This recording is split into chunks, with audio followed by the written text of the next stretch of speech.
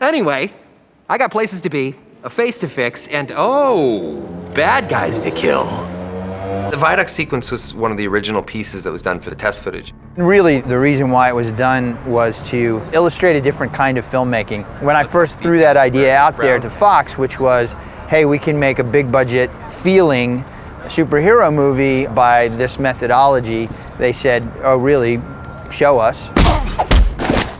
It's easier to convince clients when you have something that looks really great. So basically it's a really good looking previs, and we have like final mocap with all the stunts and all the acting from all the actors. And we shoot a lot of cameras, edit it together, put some sound effects, music, temp of course. But basically once this comes out of our department, you can already see whether or not it's gonna work.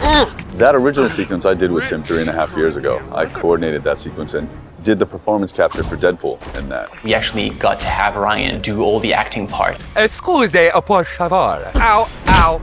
When we did it, it wasn't all that common to do fully CG shots. Now, it's not so special. They do it all the time because of the rate that visual effects is advancing. The test footage was such a tone setter, and it really did allow us to understand what we were trying to do. I only have 12 bullets, so you're gonna have to share. Let's count them down. This sequence was called 16 bullets, but due to budgetary constraints, it's now 12 bullets.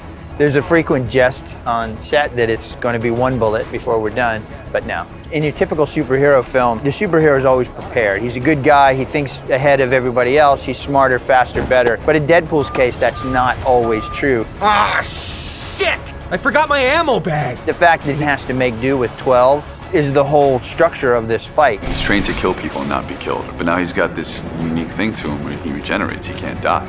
So it's kind of like all bets are off. Is kind of spliced and fractured throughout the film.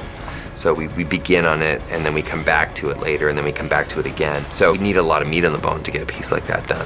12 Bullets was a really cool sequence. That was another one we ended up prevising out and doing that here at Blur. The previs has been an incredible tool. Tim's sequences are what ended up getting the movie made. And so it's just amazing to sort of have this incredibly high quality reference material that we were able to use as a guide as we were sort of making the film. Tim is a big visual person. He's a performance capture director. So what he'll do is he'll go into the volume and we'll do all our previs full on with performance, not animatics, but actual performers doing it. So he has a realistic interpretation of what he's going to do here on the day. You go and you do mocap, and it's really theater in the round. I'm just worried that people are moving correctly in relation to each other, that the timing is right, that it's natural in the way they get from point A to point B. The opening title sequence was kind of like the starting point of the whole previs process. We knew early on that there was going to be this opening title sequence, which was basically this frozen moment of the car sort of like tumbling. Right off the bat, the audience is in the world of Deadpool, pulling through the spinning SUV and experiencing Deadpool's thoughts on who's working on this film and how it's being done. We basically focused on figuring out how the characters were going to be and what that frozen moment was before we started doing previs for the whole car chase. This way, once we started the car chase, we could actually make sure that once the car starts tumbling, we end up with exactly the same pose.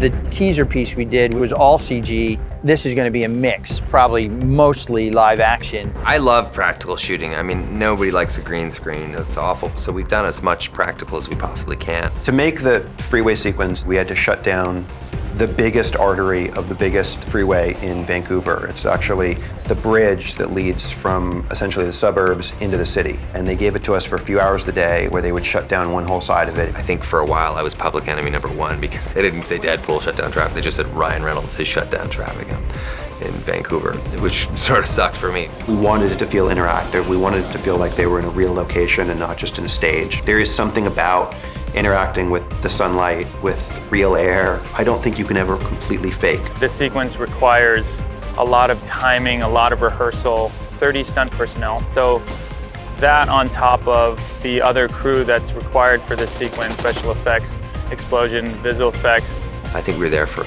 at least 2.5 weeks just shooting that one particular action sequence in 3 separate parts. Trying to execute those sequences in the time frame that we have has been very difficult. because we're only here from 5 a.m. to 3 p.m. and we have to be off this viaduct by 3 p.m. Usually when you're making a movie, even if you're on location, you can leave some things standing on that set. If we left things standing on that set, they'd get run over by a truck. Wrap it up, guys. Wrap it up. Good work today, good hustle. We had to have a prep strategy so that when we wrap out, we can execute our wrap out within a 15-minute time frame. And getting all of this stuff wrapped out in 15 minutes takes quite a bit of planning.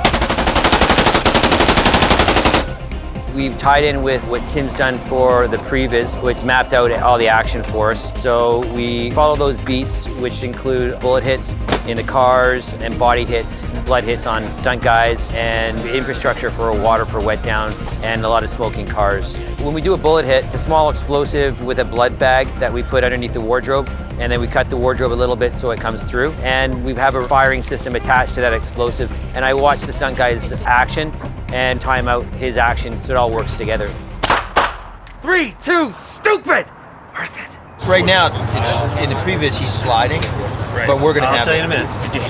It's a bounce and hit, yeah. The previs required extensive, highly trained acrobatic movement plus martial arts skills from our Deadpool doubles. Fortunately, I was able to find 2 of them that filled that role, so we can interchange them as needed. Alex and Adrian are 2 guys that have been there from the beginning and really learned the character and understood how he walks and moves, and they were incredible. Alex is a guy that just basically defies gravity in every way. He can do things that I just didn't think were humanly possible. Ryan is doing quite a bit of stunt work in the sequence. He's doing a lot of the physical comedy that goes along with the sequence as well. So that's all him. We only bring in our double for a few things that might be outside of his training. Hopefully the audience won't be able to tell when there's a double or not. I said, you guys have to watch him, how he moves, how he acts, and incorporate that into your physicality. So in between the acting beats, you can incorporate that type of movement with the action sequences so that we'll make it as seamless as possible. 3, 2, 1, go!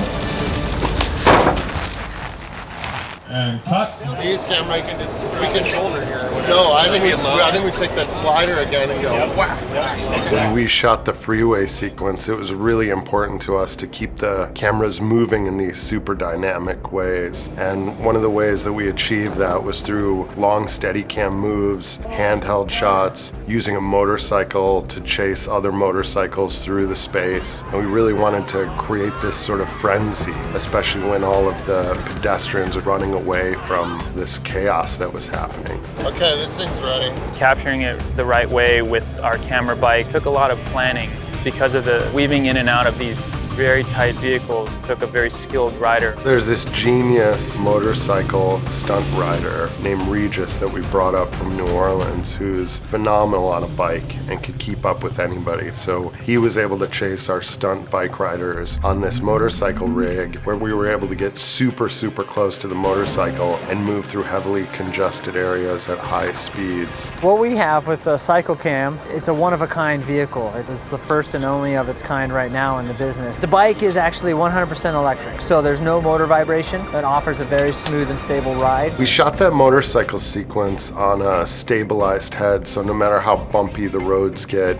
no matter what happens to the bike itself, the camera has this sort of fluid, precise movement to it. I had rehearsed with them a couple days before so that they can get their timing in sync so that we're making sure that all the action is tied in with Deadpool's movement because there's running and chasing with the motorcycle as well as firing and throwing of katanas. We're chasing a motorcycle, we're pushing a motorcycle through traffic, we're even tracking with Deadpool himself as he's running and firing guns. The motorcycle itself is the ZF9, but to make it camera worthy, we put a lot of external components on it and a lot of R&D in it. This is far from riding a normal motorcycle, with upwards of 80 to 100 pounds on the rear end and camera, and then offset with another 60 or so pounds in batteries. It's a very big vehicle to control. Now, if I were a 200-pound sack of assholes named Francis, where would I hide? There's a bunch of phantom shots in the film where we're utilizing a 4K camera that can shoot up to 1800 frames a second. So for instance, there's shots of the motorcycle tires peeling out. We have some super slow motion shots of bullets being pushed out of the weapon, muzzle flashes, things like that. In shooting this film, we've done a lot of the stunts practically, and we're trying to get as much action on camera as possible. But because of our limited schedule, we're having to do certain things digitally. There are certainly visual effects elements. I mean, that's Tim's bread and butter. The freeway sequence is an all-digital environment and has so much complexity to it and so much going on. Finding locations to film the opening freeway chase became too difficult, so it was determined that the most efficient way to do that sequence would be to move in a fully CG direction. It starts out with animating and just getting all of our cameras working and get that animated together and really feeling the cinematic punctuations of those shots. We shift in and out of frozen moments and slow motion and normal speed, and we're kind of ramping in and out of that. We photographed all of those cars. We scanned them with a process called LiDAR. We took hundreds of reference photos, interiors and exteriors, so that they could be rebuilt by our vendor Atomic Fiction meticulously. We did these simulations where we sit and we watch and we see how a tire would shred when the tire hits, or if we pop the hood and let the engine fly out, what would happen and what pieces would rip off and how the glass would break. And those are the kind of the geeky fun things we get to do as visual effects guys. We did shoot the thugs and Deadpool's character in an actual SUV that was dismantled door by door as necessary over green screen so that the actors' performances were live action. The tricky part happens in post when the CG environments that are spinning by outside that car needed to be developed to match into the live action portion. Coming from VFX, I'm very comfortable with completely computer generated characters. And so I have no problem with mixing back and forth. When you see someone getting thrown across a large space, oftentimes it'll be a digital double. So what we do is we go in and we scan all of our key players and do these full high-tech 3D body scans so we can create them as digital doubles and have them move through spaces. As he counts down his 12 remaining bullets looking for the Ajax character, we begin